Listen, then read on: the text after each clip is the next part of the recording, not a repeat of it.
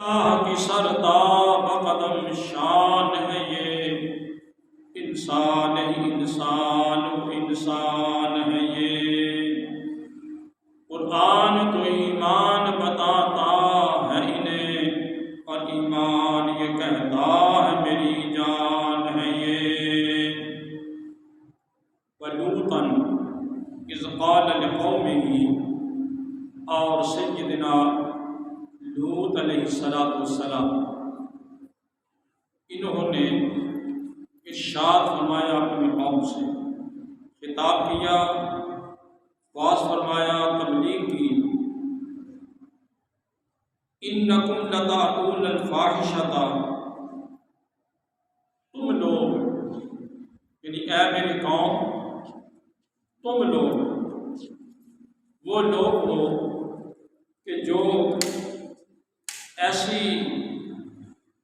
عجب بے حیائی کے مرتکب ہو رہے ہو کہ ما سبقکم بہا من احد من العالمین، ایسی برائی تو تم سے پہلے کسی کے وہم و گمان میں بھی نہ تھی۔ ایسی تم نے برائی کو جنم دیا، ایسی بے حیائی کو جنم دیا، ایسے گناہ کو جنم دیا کہ تم سے پہلے انسانیت کے اندر اس سے کوئی آدمی واقف ہی نہ تھا۔ اَإِنَّكُمْ لَتَأْتُونَ الرِّجَالَ وَتَقْطَعُونَ السَّبِيلَ، تم وہ لوگ ہو جو ہم جنس پرستی کرتے ہو، وَتَقْطَعُونَ السَّبِيلَ، اور تم مسافروں کو لوٹتے ہو، ڈاکہ زنی کرتے ہو، مسافروں کو لوٹتے ہو۔ وَتَأْتُونَ فِي نَادِيكُمُ الْمُنكَرَ، اور پھر آپس میں اپنی مجلسوں میں اسی ناپسندیدہ گفتگو کرتے ہو، یعنی اپنے گناہوں پر اتراتے ہو، اپنے گناہوں کی اشاعت کرتے ہو، اپنے گناہوں پر نادم ہونے کی بجائے تم فخر کرتے ہو، اور فخریہ انداز کے اندر تم آپس میں بیان کرتے ہو۔ فما کان جواب قومہ، تو اس قوم کے پاس اس بات کا کوئی جواب تو تھا نہیں، الا مگر یہ کہ انہوں نے کہا، حضرت لوط علیہ السلام نے ان کی بھلائی کی باتیں کی، ان کو سمجھایا، ان کو برائی سے روکا۔ انہوں نے کیا کہا اس کے جواب میں؟ وہ کہنے لگے کہ قالوا ائتنا بعذاب اللہ ان کنت من الصادقین، لے آ تو اللہ کا عذاب ہم پر اگر تو سچا ہے، یعنی ہمیں ڈراتا ہے عذاب سے، کہتا ہے کہ تم پر عذاب آئے گا، تو لے آ اپنا عذاب، جا کے اپنے خدا کو کہا وہ ہمیں عذاب دے دے اور ہمیں تباہ و برباد کرے۔ یعنی اکڑ بھی اتنی زیادہ، تکبر بھی اتنا زیادہ، خدا کے منکر بھی اتنے زیادہ کہ انہیں کوئی اس بات کی پرواہ نہیں کہ خدا کا عذاب آئے گا تو ہمارا ستیہ ناش ہو جائے گا۔ انہوں نے حضرت لوط علیہ السلام کی بجائے ان کا احترام کرنے کے یا ان کی گفتگو پر اپنی برائیوں سے بچنے کے، انہوں نے یہ لفظ کہہ دیے کہ جاؤ جا کر اپنے رب سے کہو ہم پر عذاب بھیجے، ہم دیکھ لیں گے کیا ہوگا عذاب پر۔ تو جب یہ انہوں نے بات کہی تو حضرت لوط علیہ السلام نے اپنے پروردگار کی بارگاہ کے اندر التجا فرمائی، آپ گڑ گڑائے اللہ کی بارگاہ میں، اپنی آج کی ان کے ساری کا اظہار کیا۔ قال رب انصرنی علی القوم المفسدین، لوط علیہ السلام نے کہا کہ اے میرے پروردگار، ان لوگوں کے مقابلے میں میری امداد فرما، میری مدد فرما، میری امداد فرما اور میری نصرت فرما۔ یہ آیات مبارکہ میں نے 20ویں پارے سورہ عنکبوت اور 15ویں رکوع سے ان کو میں نے آپ کے سامنے تلاوت کرنے کا ثواب حاصل کیا ہے، شرف حاصل کیا ہے۔ آپ نے سن کر کے اس کی ترجمہ اور تلاوت آپ نے اپنے گناہوں کا کفارہ کیا ہے، اور اس مجلس کے اندر جو آیات مبارکہ پڑھی گئی اس کی وجہ سے اللہ تبارک و تعالیٰ میرے اور آپ کے گناہوں کو معاف فرمائے۔ آگے بھی 3-4 آیات مبارکہ ہیں اسی ضمن کے اندر، وہ بھی انشاءاللہ اگر وقت نے اجازت دی تو میں آپ کے سامنے یہ بات رکھ دوں گا۔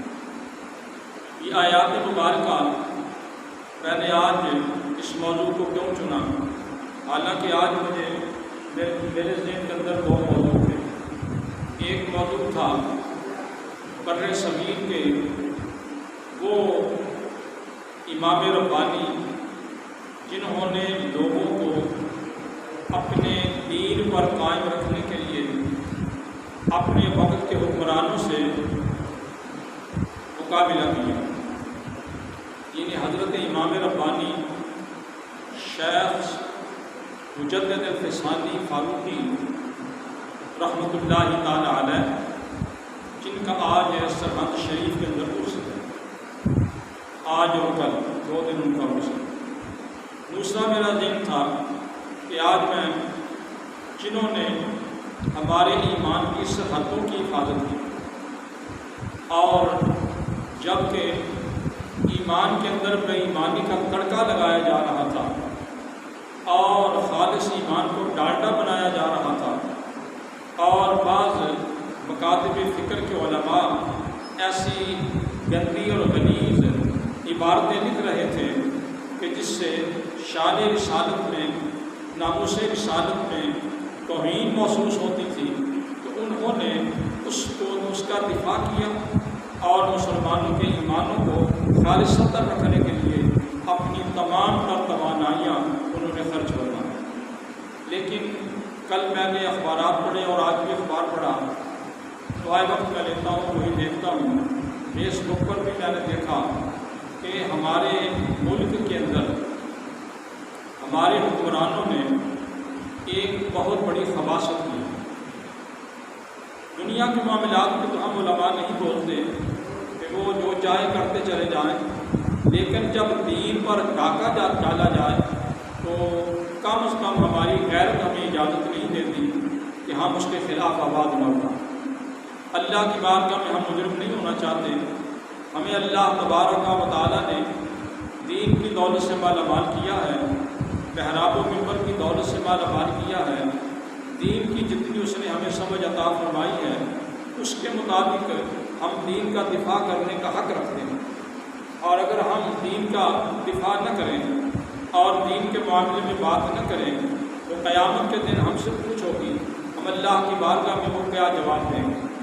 ہمارے ملک کے حکمرانوں نے اتنی بڑی حرام زادگی کی ہے، اتنی بڑی خباثت کی ہے کہ انہوں نے پارلیمنٹ کے اندر ایک قانون پاس کیا، پارلیمنٹ کے اندر ایک قانون پاس کیا ہے جس قانون کے تحت مرد مرد سے شادی کر سکتا ہے اور عورت عورت سے شادی کر سکتا ہے۔ اس کو کہتے ہیں ہم جنس پرست، ہم جنس پرست۔ آج میں نے نوائے وقت کے اندر پڑھا کہ اکاڑا کے اندر 2 مرد نکاح خواہ کے پاس گئے اور جا کر کے اسے کہا کہ ہمارا نکاح پڑھا۔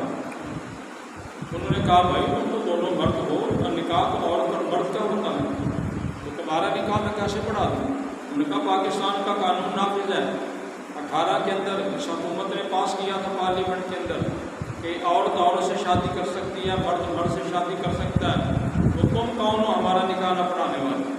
چنانچہ وہاں پر جھگڑا ہو، یہ نوائے وقت کی خبر ہے۔ تو یہ اس پر بہت بڑا جھگڑا ہوا اور بڑی وہاں پر وقفہ ہوا۔ اب ذرا اندازہ لگائیے کہ جس ملک کے اندر ایسے قوانین بنے اور حکمران بنائیں کہ جس قانون کی وجہ سے انسانیت کا دائرہ انسانیت ہی ختم ہو جائے، جس میں انسانیت کا دائرہ انسانیت ہی ختم ہو جائے، جہاں حیوان بھی شاید اس طرح سے بے غیرتی کا مظاہرہ نہ کرے اور انسان ہو کر کے اب انسانیت سے فارغ ہو جائیں، تو پھر اس سے بڑھ کر اور گویا کہ قباحت کیا ہوگی۔ میں پریشان تھا کہ ملک کے اندر سیلاب اتنا کیوں آ رہا ہے، کبھی اتنا سیلاب ملک کے اندر نہیں آیا۔ تو لیکن جب میں نے یہ کل اخبار کے اندر پڑھا اور فیس بک پر میں نے دیکھا تو مجھے انتہائی حیرانگی ہوئی کہ ہمارے ملک کی پارلیمنٹ جو ہے، جس کے اندر ایک تو افسوس یہ ہے کہ پارلیمنٹ میں وہ لوگ جاتے ہیں جن کو دین سے تعلق نہیں، ایک تو یہ افسوس ہے، لیکن لیکن دوسرا افسوس یہ ہے کہ دین کو سمجھنے والے وہاں جاتے ہیں وہ اتنے غافل ہیں کہ ان کو پتہ ہی نہیں کیا ہو رہا ہے جی۔ وہاں پر یہ صوبہ صاحب کے علماء تھے اس پارلیمنٹ کے اندر، جن میں مولانا فضل الرحمان صاحب بھی ہیں، عطاء الرحمان بھی ہے، اور اسد محمود بھی ہے، اور نہ جانے کے کون کون سے ہیں، لیکن ان کو پتہ ہی نہیں چلا۔ حکومت نے اتنی جلدی میں، اور ایاز صادق جو ہے وہ اسپیکر تھا، اور یہ نواز شریف صاحب یا شہباز شریف صاحب جو ہیں یہ گویا کہ وزیر تھے، وزیر اعظم تھے، اور پارلیمنٹ نے وہاں پر یہ قانون پاس کر دیا، یہ قانون پاس کر دیا کہ ملک کے اندر لوٹے بازی، ہم جنس پرستی اور عورتوں کا آپس میں گویا کہ اس انداز کا ملاپ یہ قانوناً ملک کے اندر جائز ہے بلکہ ضروری ہے۔ اور یہ حرام زادگی جو ہے یورپ میں تو بارہ کھاتی ہے کہ وہ بے غیرت لوگ ہیں، ان میں حیا نہیں ہے، وہ بے غیرت ہیں، وہ جو چاہیں وہ کرتے چلے جائیں، لیکن یہ ملک جو اسلام کے نام پر حاصل کیا گیا اور جس کے لیے نعرہ یہ تھا کہ پاکستان کا مطلب کیا، لا الہ الا اللہ محمد رسول اللہ، تو یہاں کلمہ بھی پڑھا جائے اور کلمہ پڑھ کر کے ایسی خواستیں کی جائیں۔ میرے نزدیک قانون فقہی کے لحاظ سے، تفقہ کے لحاظ سے جن لوگوں نے یہ قرارداد پیش کی وہ بھی اس قرارداد پیش کرنے کی وجہ سے کافر ہو گئے، جنہوں نے اس کی تائید کی وہ کافر ہو گئے، اور جو اسپیکر اور وزیر اعظم ہے وہ بھی کافر ہو گیا۔ اگر وہ اپنے کفر سے توبہ نہ کریں تو وہ کافر ہیں، ان کو دارِ اسلام سے خارج سمجھا جائے گا، ان کو دارِ اسلام سے خارج سمجھا جائے گا۔ کیوں؟ اس لیے کہ اللہ تبارک و تعالیٰ کے قرآن کی آیات مبارکہ کے ساتھ انہوں نے تصادم کیا، اللہ کی آیات کا انہوں نے انکار کیا، ان کے خلاف انہوں نے بکواس کیا ہے۔ سورہ اعراف کے اندر بھی ہے، سورہ عنکبوت کے اندر بھی ہے، اور بھی سورہ غالباً سورہ انعام کے اندر بھی ہے، اور سورتوں کے اندر بھی یہ مضمون جو ہے یہ موجود ہے کہ یہ برائی جو تھی، یہ برائی سب سے پہلے حضرت سیدنا لوط علیہ السلام کے دور کے اندر پیدا ہوئی۔ حضرت سیدنا لوط علیہ السلام کے دور کے اندر پیدا ہوئی۔ سیدنا لوط علیہ السلام سے پہلے یہ برائی دنیا کے اندر قطعاً موجود نہیں تھی جی۔ اور یہ برائی کیسی برائی ہے، اس پر تھوڑی سی باتیں دو تین کر کے میں ایسا موضوع کسی کو میں سمیٹ لوں گا، لمبا کھاتا نہیں کرے گا تو ہمارے پاس اتنا وقت نہیں ہوتا۔ تو یہ برائی جو ہے، یہ برائی یعنی ہم جنس پرستی، اس کا دین کے ساتھ، اسلام کے ساتھ، انسانیت کے ساتھ اور قانون فطرت کے ساتھ کوئی تعلق نہیں۔ دین کے ساتھ، اسلام کے ساتھ، فطرت کے ساتھ اس کا کوئی تعلق نہیں۔ اللہ تبارک و تعالیٰ نے یہ توالد و تناسل کا جو سلسلہ جاری کیا ہے تو اس سے مقصود انسانیت کا بڑھنا تھا، انسانیت کا ان کی افزائش تھی کہ انسانیت آگے بڑھے، ذکور و اناث جو ہے وہ دنیا میں پیدا ہوں، آبادی جو ہے وہ زیادہ ہو۔ اس پر ایک حدیث کی طرف بھی توجہ دلا دوں گا۔ ہمارے نبی پاک صاحب علیہ السلام نے فرمایا پہلی امتوں کی اور میری امت کی 120 صفحے ہوں گی جنت کے اندر، 120 صفحے ہوں گی جنت کے اندر۔ فرمایا جس میں سے 40 صفحے جو ہیں وہ پہلی امتوں کی ہوں گی اور میری امت کی 80 صفحے ہوں گی۔ میری امت کی یعنی میری امت میں کثرت ہوگی۔ اور یہ بھی نبی پاک علیہ السلام کا فرمان ہے کہ جب تم شادی کرو ایسی عورت سے شادی کرو جس سے افزائش نسل ہو، جس سے اولاد تمہاری پیدا ہو، اور وہ تمہاری جو اولاد ہے وہ میرا کلمہ پڑھے اور وہ میری متبع بنے۔ قیامت کے دن میں اپنی گویا کہ کثرت امت پر بھی گویا کہ فخر کروں گا۔ اور یہ حقیقت ہے کہ نبی پاک علیہ السلام کی اس وقت بھی کفر کے دور کے اندر بھی آپ کی امت جو ہے وہ زیادہ ہے، اس وقت بھی امت زیادہ ہے۔ اگرچہ پارسی کمیونسٹ، دہریہ، نصارہ، یہود، بدھ مت وہ بھی بہت تعداد کے اندر ہے، لیکن مجھے نہیں پتا کہ ان کے اندر بھی کیا یہ برائی موجود ہے یا نہیں۔ لیکن عقل تسلیم نہیں کرتی کہ یہ برائی جو ہے وہ عیسائیوں کے اندر ہو یا یہ برائی جو ہے یہ یہود کے اندر ہو، وہ اگرچہ ہمارے نزدیک ہمارے مسلک سے ان کا تعلق نہیں، مذہب سے تعلق نہیں، لیکن وہ اہل کتاب ہے۔ اگر وہ حضرت عیسیٰ علیہ السلام کو اللہ نہ مانے، خدا نہ مانے، اور حضرت عزیر علیہ السلام کو وہ خدا نہ مانے تو وہ اہل کتاب ہیں اور ہم ان کا احترام کرتے ہیں۔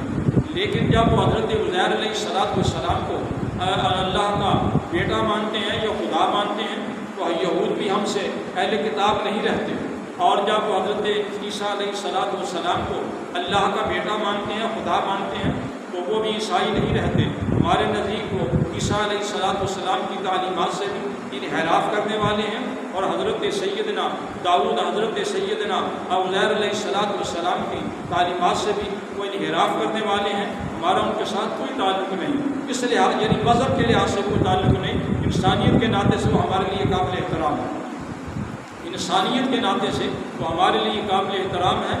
لیکن اللہ تبارک و تعالیٰ کی ذات وحدہ لا شریک ہے، اور اس کا کوئی کائنات میں شریک نہیں، نہ اول میں، نہ آخر میں، نہ ظاہر میں، نہ باطن میں، نہ ہماری پیدائش سے پہلے، نہ ہماری پیدائش کے بعد، نہ گویا کہ زندگی میں، نہ موت میں، نہ حیات میں، نہ حشر میں، نہ نشر میں، نہ قبر میں، کہیں پر بھی اللہ تبارک و تعالیٰ کی گویا کہ ذات کے ساتھ کوئی شریک نہیں ہے۔ تو شریک اس کا ٹھہراتا ہے تو اللہ تبارک و تعالیٰ کا ارشاد مبارک ہے، فرمایا کہ اللہ تبارک و تعالیٰ اس سے کوئی تعلق نہیں رکھتا۔ فرمان یہ ہے کہ وَقَضَىٰ رَبُّكَ أَلَّا تَعْبُدُوا إِلَّا إِيَّاهُ وَبِالْوَالِدَيْنِ إِحْسَانًا۔ اللہ نے اس بات کا فیصلہ کر دیا ہے کہ اللہ کے سوا کسی کو، اللہ کے ساتھ کسی کو شریک نہ ٹھہرایا جائے۔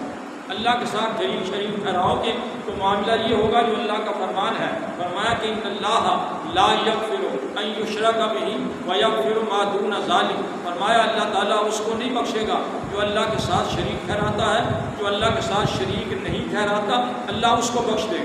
لیکن بخشش کے لیے یہ ماننا بھی ضروری ہے، اگر جس بھی دور کے اندر جو نبی موجود ہے اس کا کلمہ پڑھنا اور اس کو پیغمبر ماننا یہ لازم ہے، لیکن ہمارے نبی پاک علیہ السلام کے جلوہ فروز ہونے کے بعد آپ اللہ کے آخری نبی ہیں، اور 1444واں سال ہے یہ نبی پاک علیہ السلام کی نبوت کا۔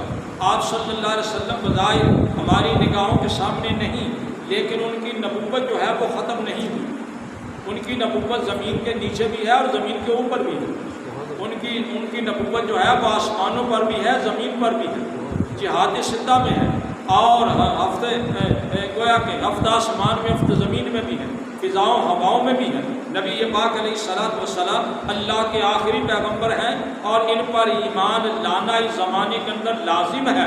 جو آدمی نبی پاک علیہ السلام کا منکر ہوگا وہ شریعت اسلامیہ کے لحاظ سے وہ کافر ہے، اس کا اسلام کے ساتھ کوئی تعلق نہیں ہے۔ اب وہ بات جو ہے وہ حضرت سیدنا ہر نبی نے آ کر کے اللہ کی توحید کا ذکر فرمایا۔ حضرت سیدنا ابراہیم علیہ السلام کے یہ بھتیجے ہیں حضرت سیدنا لوط علیہ السلام۔ ابراہیم علیہ السلام پر ان کے خاندان کا کوئی فرد اسلام نہیں لایا، کسی ان کے ابراہیم علیہ السلام کی رشتہ داروں میں، ان کی برادری میں کوئی ان پر ایمان نہیں لایا جی۔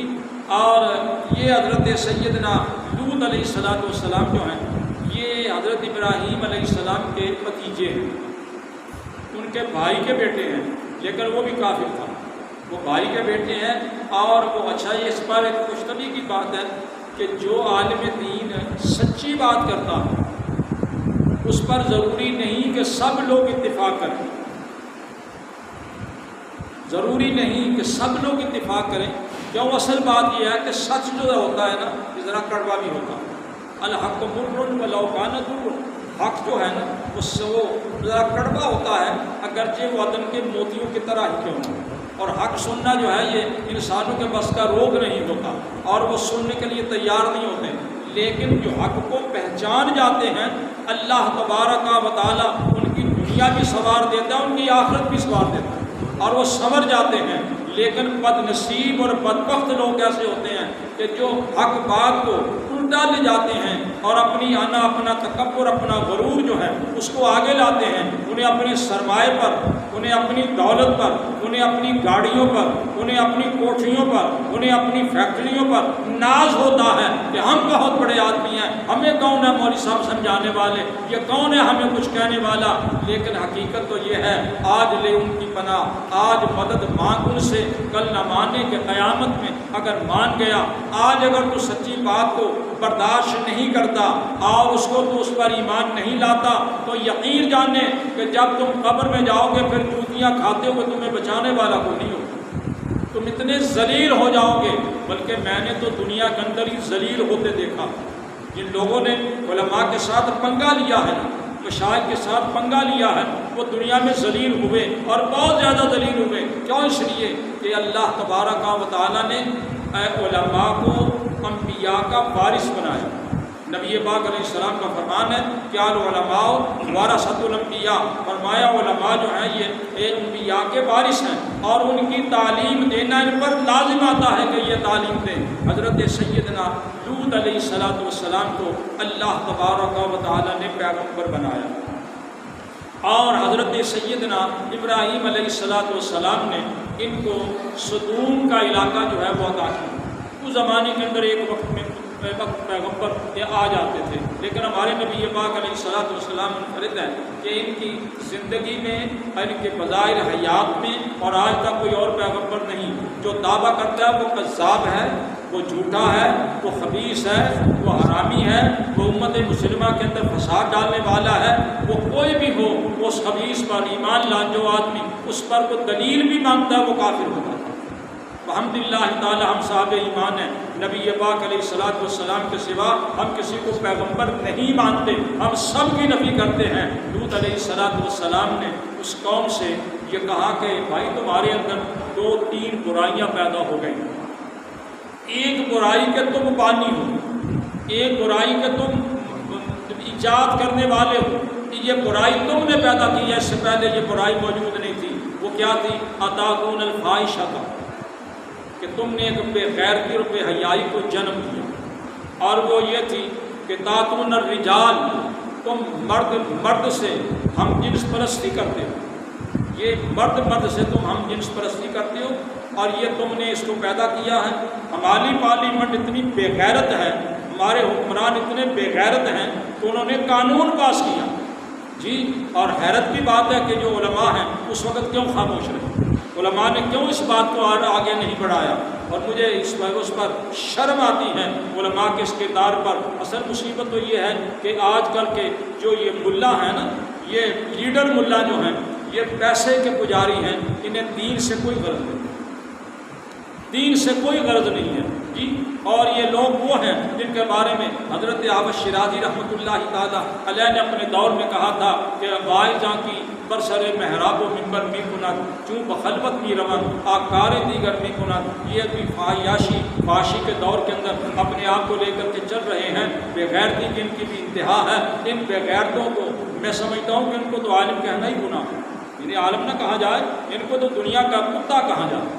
یہ تو دنیا کے پوری کتے ہیں دنیا کو حاصل کرنے والے. شکل ان کی علماء جیسی ہے، فقراء جیسی ہے، پیروں جیسی ہے، لیکن یہ اس کام کے لوگ نہیں ہیں. حضرت لوط علیہ السلام نے کہا کہ اتاکون الفاحشہ، تم آتے ہو برائی کی طرف، اور ایسی برائی کہ اس برائی جیسی برائی اس سے پہلے کسی نے پیدا کی ہی نہیں تھی.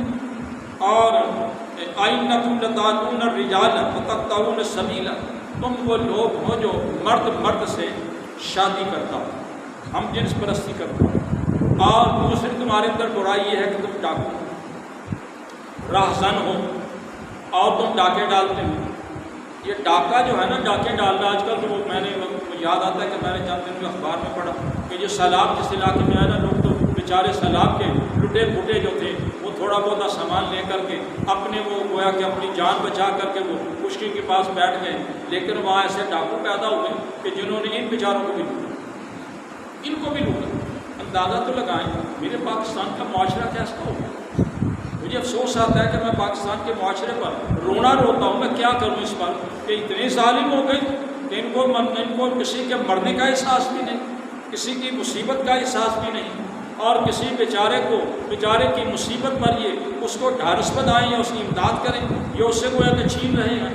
یہی کیفیت جو ہے جو سیلاب زدگان کی امداد کے لیے جو اتنی بڑی دنیا سے امداد آ رہی ہے، وہ امداد خدا جانے کہاں جا رہی ہے، اور وہ جو بھوکے ہیں وہ بھوک سے مر رہے ہیں، اور جو امداد کو حاصل کر کے تقسیم کرنے والے ہیں وہ اکڑ رہے ہیں، ان کو خدا جانے وہ کہاں سے کہاں جا رہے ہیں۔ تو یہ تو حضرت سیدنا لوط علیہ السلام نے اس قوم سے کہا، نمبر 1 تو تم ہم جنس پرست ہو، نمبر 2 تم ڈاکو ہو، نمبر 3 تم راستوں کو برباد کرتے ہو، لوگوں کو راستوں پر چلنے نہیں دیتے۔